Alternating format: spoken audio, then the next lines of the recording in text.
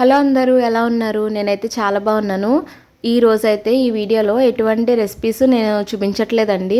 ఈ వీడియో ఎప్పుడు తీసామంటే మా హస్బెండ్కి ఫీవర్ వచ్చిందని చెప్పి నేను హైదరాబాద్ వెళ్ళాక ఒక వీడియో అయితే పోస్ట్ చేశాను. ఆ వీడియో తర్వాత తీసిన వీడియో అనమాట. మా ఊరికి వెళ్ళాము అక్కడ నుంచి. ఎందుకు వెళ్ళాము అనేది ఈ వీడియోలో మీ అందరితో షేర్ చేసుకోవాలని చెప్పి నేనైతే షూట్ చేశాను. మా అత్తయ్య అయితే పని చేసుకుంటున్నారు. పిల్లలందరూ మేమందరం వచ్చామని చెప్పి నెయ్యి కాస్తున్నారనమాట. పాపం ఆవిడైతే మా కోసం చాలా కష్టపడుతూనే ఉంటారు. అక్కడికి వెళ్ళినప్పుడల్లా ఏదో ఒకటి చేస్తూనే ఉంటారు. అయితే ఇక్కడికి వచ్చిన తర్వాత వచ్చే ముందు వరకు ఒకటి అనుకొని వచ్చాము. వచ్చిన తర్వాత వేరొకటి అయిపోయిందనమాట. మేము ఏమనుకున్నామంటే ఈయనకు బాగాలేదు కదా, తగ్గిన తర్వాత వెళ్దాము అని చెప్పి ఊరికి వెళ్దామంటే వెళ్ళాము. కానీ ఇక్కడికి వచ్చిన తర్వాత కొన్ని సిచ్యువేషన్స్ అయితే మాకు ఎదురయ్యాయి అనమాట. దాని కారణంగా పిల్లల్ని ఈ ఇయర్ కూడా ఇక్కడే ఉంచేద్దాము అని అనుకున్నాము. నేను అన్నం తింటున్నాను ఆఫ్టర్నూన్ అనమాట.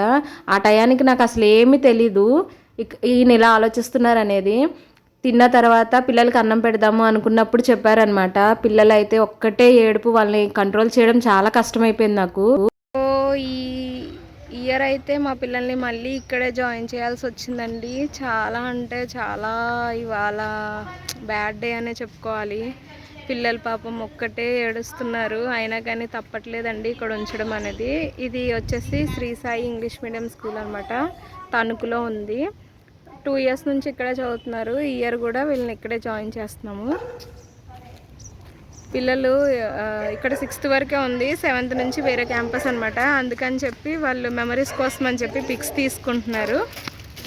ఓకే అండి, ఫీజు అవన్నీ పే చేసేసి మేమైతే మళ్ళీ వేరే క్యాంపస్కి అయితే వెళ్తున్నామండి, హై స్కూల్ క్యాంపస్కి.